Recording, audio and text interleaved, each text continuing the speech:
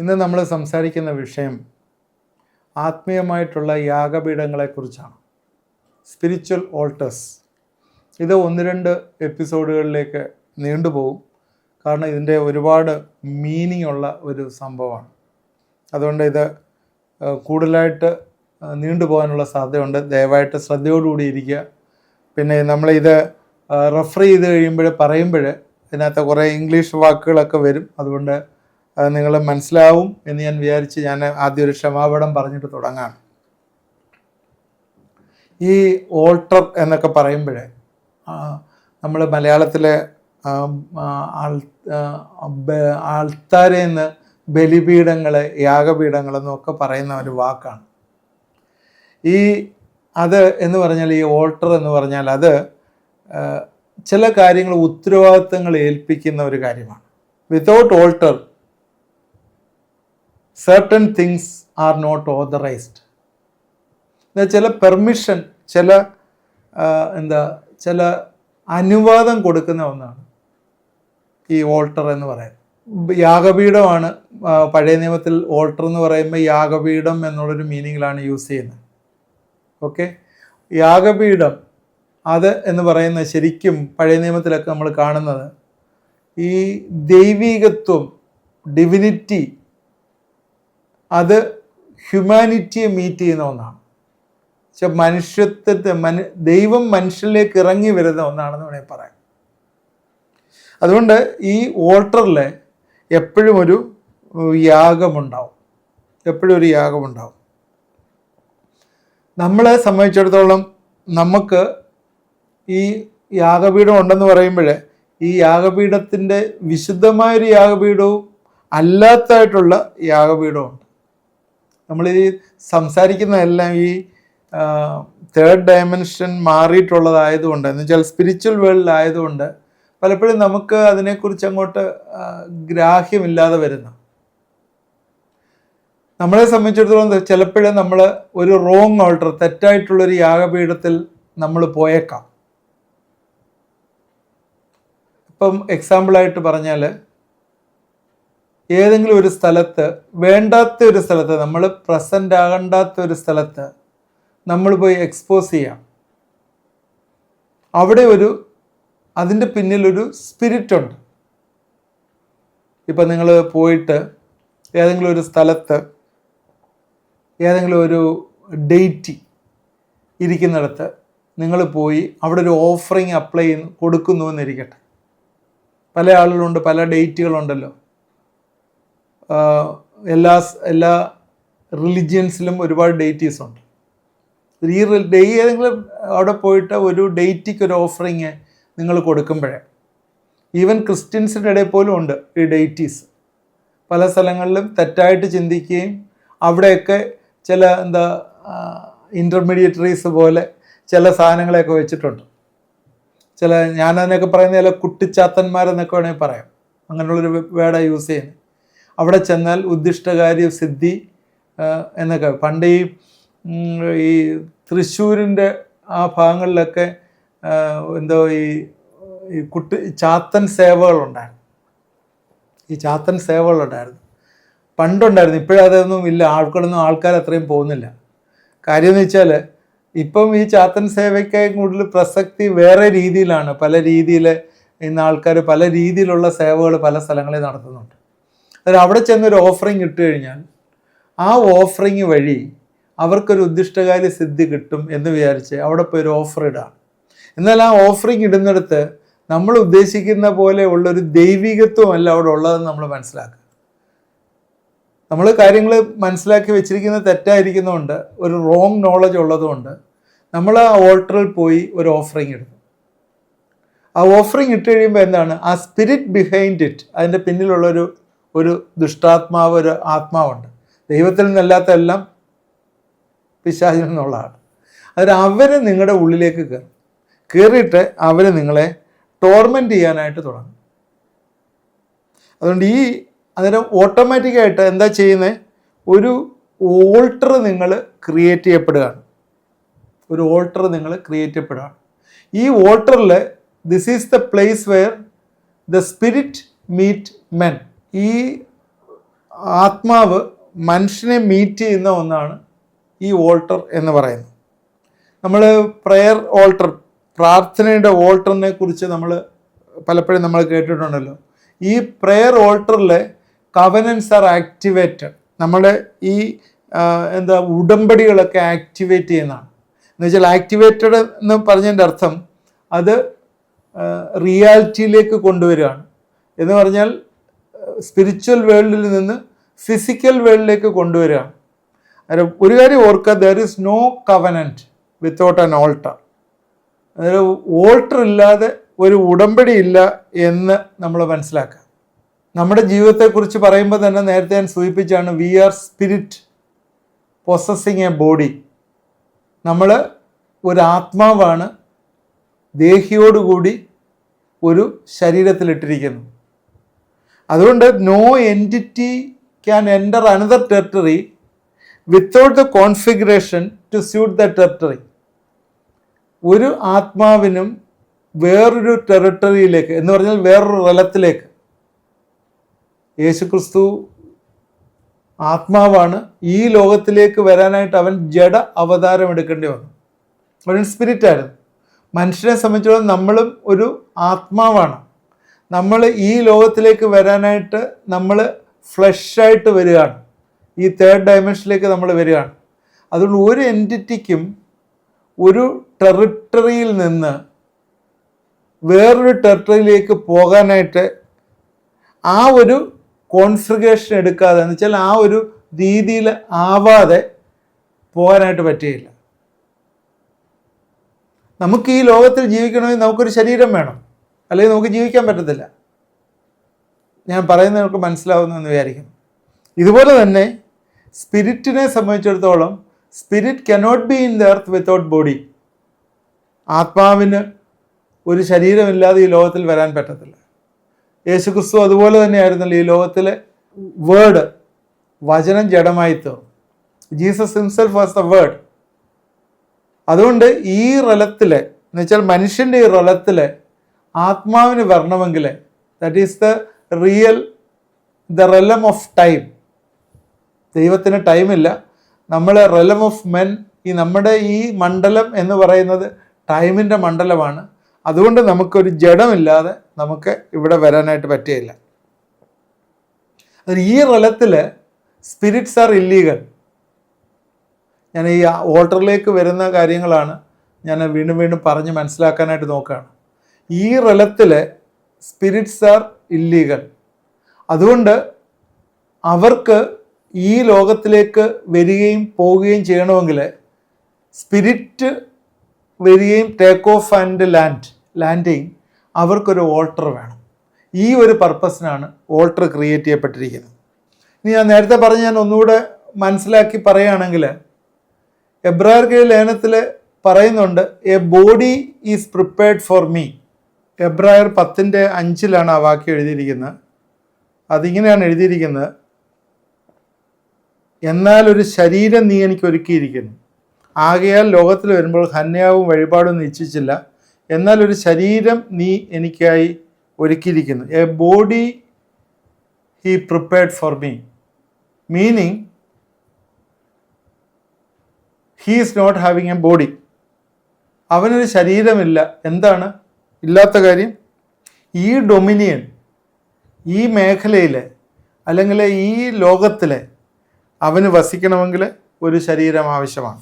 So A spirit needs A body. ഒരു ആത്മാവിനൊരു ശരീരം ആവശ്യമാണ്. ദൈവം ഈ ഭൂമിയിലേക്ക് അങ്ങനെയാണ് അവതാരമെടുത്തത്.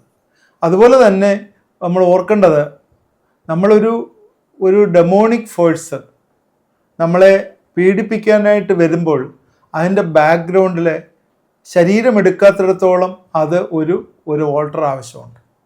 ശരീരം എടുക്കുമ്പോൾ അത് വേറെ പല രീതിയിൽ വന്ന് നമ്മളെ അകത്ത് വന്ന് ചെയ്യും. പുറത്തുനിന്ന് ടോർമെൻറ്റ് ചെയ്യുന്ന കാര്യം, ഈ പുറത്തുനിന്ന് ടോർമെൻറ്റ് ചെയ്യുമ്പോൾ അവിടെ ഒരു ഓൾട്ടർ ഉണ്ട് എന്ന് നമ്മൾ മറന്നുപോയി.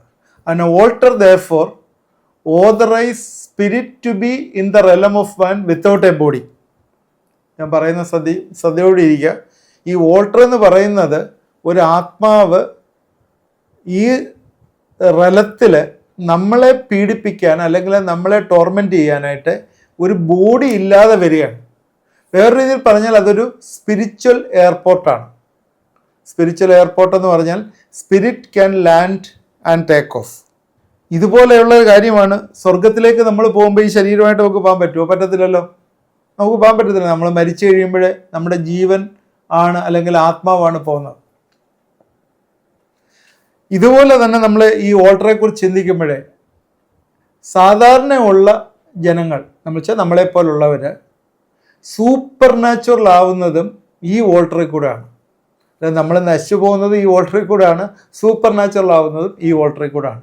That is the power of alter, ഈ യാഗപീഠത്തിൻ്റെ. അതെങ്ങനെയാണ്? Alter of prayer as family. നമ്മൾ കുടുംബമായിട്ട് ഇരുന്ന്, ഞാൻ എന്നെ വിളിക്കുന്നവരോടെല്ലാം പറയുന്ന ഒരു കാര്യമാണ്, കുടുംബമായിട്ടിരുന്ന് പ്രാർത്ഥിക്കുമ്പോഴേ നമ്മൾ ഈ സൂപ്പർ നാച്ചുറൽ എൻകൗണ്ടറിലേക്ക് കയറുകയാണ്, ഓതറൈസ് ചെയ്യുകയാണ്. നമ്മൾ പ്രാർത്ഥിക്കുമ്പോൾ നമ്മൾ പ്രാർത്ഥന ദൈവസനിലേക്ക് ചെല്ലുകയാണ് കുടുംബമായിട്ട്. സാധാരണ കേസിൽ ഓൾട്ടറിൽ 3 കാര്യങ്ങളാണുള്ളത്. നമുക്കറിയാമല്ലോ എന്തൊക്കെയാണുള്ളത്. 3 എൻറ്റിറ്റീസ് ഉണ്ട്. ഒന്ന്, ഓൾട്ടർ യാഗപീഠമുണ്ട്. 2 പുരോഹിതനുണ്ട്. 3 തീയുണ്ട്. ഈ 3 കാര്യങ്ങൾ ഒരു ഓൾട്ടറിലുണ്ട്. ഈ 3 കാര്യങ്ങളാണ്. അതിൽ ഈ ഓൾട്ടറാണ് നമ്മൾ ഫിക്സ് ചെയ്യുമ്പോൾ ആണ് നമ്മൾ ബ്ലെസ്സിങ്, ദൈവത്തിൽ നിന്നുള്ള ബ്ലെസ്സിങ് ആ ഡയമെൻഷൻ, 4th ഡയമെൻഷനിൽ നമ്മളിലേക്ക് വരുന്നത്. ഇതിനകത്ത് പ്രീസ്റ്റ് ആരാണ്? പ്രീസ്റ്റ് നമ്മൾ തന്നെയാണ്. നമ്മൾ തന്നെയാണ് പ്രീസ്റ്റ്. ഫയർ എന്താണ്? ഫയർ എന്ന് പറയുന്ന അനുസരണമാണ്. പരിശുദ്ധാത്മാവിൻ്റെ ഇൻസ്ട്രക്ഷൻ അനുസരിച്ച് നമ്മൾ അനുസരിക്കുകയാണ്. കാരണം ട്രാൻസാക്ഷൻസ് എന്ന് പറയുന്ന, ഇതിൽ നടക്കുന്ന ഉടമ്പടികൾ എന്ന് പറയുന്നത്, ഈ ഓൾട്ടറിലുള്ളത് നമ്മൾ ചെയ്തു കഴിയുമ്പോൾ അത് സ്പിരിച്വലായിട്ടുള്ള റലത്തിൽ നിന്ന് ഫിസിക്കലായിട്ട് നമ്മുടെ റലത്തിലേക്ക് വരികയാണ്. അപ്പോൾ ഈ ഫയർ എന്ന് പറയുന്ന, നേരത്തെ പറഞ്ഞ പരിശുദ്ധാത്മാവിൻ്റെ ശക്തി represents God's presence and God's holiness. അതാണ് കണ്ടിന്യൂലായിട്ട് നമ്മളെ ഒബേ ചെയ്യിക്കുന്നത്. നമ്മൾ കണ്ടിന്യൂസ് ആയിട്ട് ഒബേ ചെയ്യുന്നത് അതുകൊണ്ടാണ്. ഈ സാക്രിഫൈസ് നമ്മൾ ഓഫർ ചെയ്യുമ്പോഴേ, ഈ ഓൾട്ടറിൽ, ഈ യാഗപീഠത്തിൽ ഓഫർ ചെയ്യുമ്പോഴേ അത് കണ്ടിന്യൂസ് ആയിട്ട് നമ്മൾ അനുസരണത്തിലാണ് ചെയ്യുന്നത്. Alter authorise A spirit in the realm of man. Alter authorise A spirit in the realm of man without a body. ഈ ഓൾട്ടർ എന്ന് പറയുന്നത്, ഞാൻ ഈ ഓൾട്ടറിനെ കുറിച്ച് മാത്രം എന്ന് പറയുന്നത്, അത് നിങ്ങൾ ശ്രദ്ധിക്കുക. ഇനി പിന്നെ ബൈബിളിലേക്കുള്ള റെഫറൻസ് വരാം. Altar is a place where when covenants are activated and maintained. ഈ കവനൻ്റ്, ദൈവത്തിൻ്റെ ഉടമ്പടികൾ, നമ്മൾ ദൈവവുമായിട്ട് പറയുന്ന ഉടമ്പടികളൊക്കെ അത് ആക്ടിവേറ്റ് ചെയ്യും, മെയിൻറ്റെയിൻ ചെയ്യുന്ന ഒന്നാണ്. അത് അങ്ങനെ ചെയ്യുമ്പോൾ എന്താണ്? ഇറ്റ് ബ്രിങ്സ് ലൈഫ്, നമുക്ക് ജീവൻ തരികയാണ്. അബ്രഹാമുമായിട്ട് ദൈവം ഒരു ഉടമ്പടി ചെയ്തതായിട്ട് നമ്മൾ കാണുന്നുണ്ട്. അന്നേരം എന്ത് ചെയ്തു? അബ്രഹാം എന്ത് ചെയ്തു? ഒരു ഓൾട്ടർ ഉണ്ടാക്കി കഴിഞ്ഞിട്ട്, ആ ഓൾട്ടർ ഉണ്ടാക്കി കഴിഞ്ഞിട്ട് അബ്രഹാമിന് അത് പൂർത്തീകരിക്കാൻ പറ്റുകയില്ല എന്ന് ദൈവത്തിന് അറിയാമായിരുന്നുകൊണ്ട് ദൈവം എന്ത് ചെയ്തു? അവന് ഒരു ഉറക്കം കൊടുത്തിട്ട് ദൈവം ആ ഓൾട്ടറിൽ കൂടി, അതിലേക്കൂടെ ആ വസ്തു അതിനകത്ത് വെച്ചിൽ കൂടി കടന്നു പോകുന്നതൊക്കെ നമുക്ക് ഉൽപ്പത്തി പുസ്തകത്തിനകത്ത് അറിയാം. ഇതേപോലെ തന്നെ ആണ് നമ്മുടെ ജീവിതങ്ങളിലെ ഡിസൊബീഡിയൻസ്, അല്ലെങ്കിൽ ദൈവത്തിൻ്റെ പ്രമാണം നമ്മൾ അനുസരിക്കാതിരിക്കുമ്പോഴേ ഈ ഈവിൾ ഓൾട്ടറും ക്രിയേറ്റ് ചെയ്യപ്പെടുന്നു. അത് നമ്മൾ ഒരു കേസ് നമ്മുടെ ജീവിതത്തിൽ ഉണ്ടെങ്കിൽ, അല്ലെങ്കിൽ നമ്മൾ ദൈവപ്രമാണം തെറ്റിച്ചു പോകുന്നുണ്ടെങ്കിൽ, അവിടെ ഒരു പ്രേയറിൻ്റെ ഓൾട്ടർ അല്ല ഉള്ളത്, ഒരു ഈവിൾ ഓൾട്ടറാണ് ഉള്ളത്. ജനറലായിട്ടുള്ള ഓൾട്ടറിനെ കുറിച്ചാണ് ഞാൻ നിങ്ങളോട് പറഞ്ഞത്. ഓൾട്ടറിൻ്റെ മീനിങ് എന്താണെന്നും ജനറലായിട്ടുള്ള കാര്യമാണ് പറഞ്ഞത്. ഞാനത് പറഞ്ഞു. അതൊരു ആത്മാവിൻ്റെ, എന്ന് വെച്ചാൽ സ്പിരിറ്റിൻ്റെ ഒരു എയർപോർട്ടാണ്. Landing and take off. അന്നേരം ഇത് ഈവിൾ ഓൾട്ടർ ആണെങ്കിൽ ഈ ഈവിൾ ഓൾട്ടർ നമ്മൾ പൊളിച്ചിട്ട് അവിടെ പ്രാർത്ഥനയുടെ ഒരു യാഗപീഠം നമ്മൾ പണിയണം. നമ്മുടെ ജീവിതത്തിൽ എങ്ങനെയാണ് ഈവിൾ ഓൾട്ടർ വരുന്നത്? ഈവിൾ ഓൾട്ടർ വരുന്നത് ഈ ലോസ്, ദൈവം തന്നിരിക്കുന്ന നിയമങ്ങളുണ്ട്. ഈ നിയമങ്ങൾ ദൈവത്തിന് ബാധകമാണ്, പിശാചിന് ബാധകമാണ്, നമുക്കും ബാധകമാണ്. നമ്മൾ വേറൊരു ഡയമെൻഷനിലാണ് നിൽക്കുന്നത്, നമ്മൾ 3rd ഡയമെൻഷനിലാണ്. എന്നാൽ ദൈവം അതിനൊക്കെ മേളിലാണ്.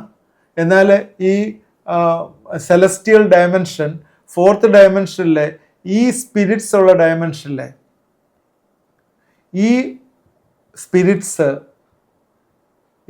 ഉള്ളിടത്ത് തന്നെ അവിടെ മാലാഖമാരും ദൂതന്മാരും ഉണ്ട്, അല്ലാതെ ഈവിൾ സ്പിരിറ്റും ഉണ്ട്. ഈ സ്പിരിറ്റ്സ് നമ്മുടെ ഈ വോൾട്ടറിലേക്ക് ലാൻഡ് ചെയ്യുകയും ഈ സ്പിരിറ്റ് നമ്മുടെ വോൾട്ടറിൽ നിന്ന് ഡിപ്പാർട്ട് ചെയ്യുകയും ടേക്ക് ഓഫ് ചെയ്യുകയും ചെയ്യും. ഈവിൾ വോൾട്ടർ ആണെങ്കിൽ നമ്മൾ ദൈവദൂതന്മാർക്ക് ഇങ്ങോട്ട് വരാനും അത് ലാൻഡ് ചെയ്യാനും ഒന്നും പറ്റത്തില്ല. അത് പിശാചിൻ്റെ കെട്ടപ്പെട്ടിരിക്കും. അതുകൊണ്ട് ഈ ദിവസങ്ങളിൽ ഈവിൾ വോൾട്ടർ എങ്ങനെയാണ് ക്രിയേറ്റ് ചെയ്യുന്നത്? ദൈവത്തിൻ്റെ നിയമം ലംഘിക്കുമ്പോഴേ പിശാചിന് അവിടെ റൈറ്റ് വരികയാണ്. നിങ്ങളുടെ പ്രാർത്ഥനയുടെ വോൾട്ടറിൽ ദൈവത്തിൻ്റെ കൽപ്പനകൾ അല്ലെങ്കിൽ ദൈവത്തിൻ്റെ പ്രമാണങ്ങൾ ലംഘിക്കുമ്പോഴേ അവിടെ ഒരു ഈവിൾ വോൾട്ടർ ഓട്ടോമാറ്റിക്കായിട്ട് പ്രാർത്ഥനയുടെ വോൾട്ടർ ഈവിൾ വോൾട്ടറായിട്ട് ക്രിയേറ്റ് ചെയ്യപ്പെടാം. അതുമാത്രമല്ല, കേഴ്സസ് നിങ്ങളുടെ തലമുറകളായിട്ട് ഉള്ള കാര്യങ്ങൾ ഈ വോൾട്ടറിൽ ഉണ്ടെങ്കിൽ അതെല്ലാം നമുക്ക് ബ്രേക്ക് ചെയ്യേണ്ട ആവശ്യമുണ്ട്. ഈ വോൾട്ടേഴ്സ് ഒരിക്കലും തന്നെ വിൽ നോട്ട് ഡൈ. കാരണം എന്താണ്? ഈ വോൾട്ടർ എന്ന് പറയുന്ന ഒരു സ്പിരിച്വൽ തിങ് ആണ്. Time has not power of the spiritual things.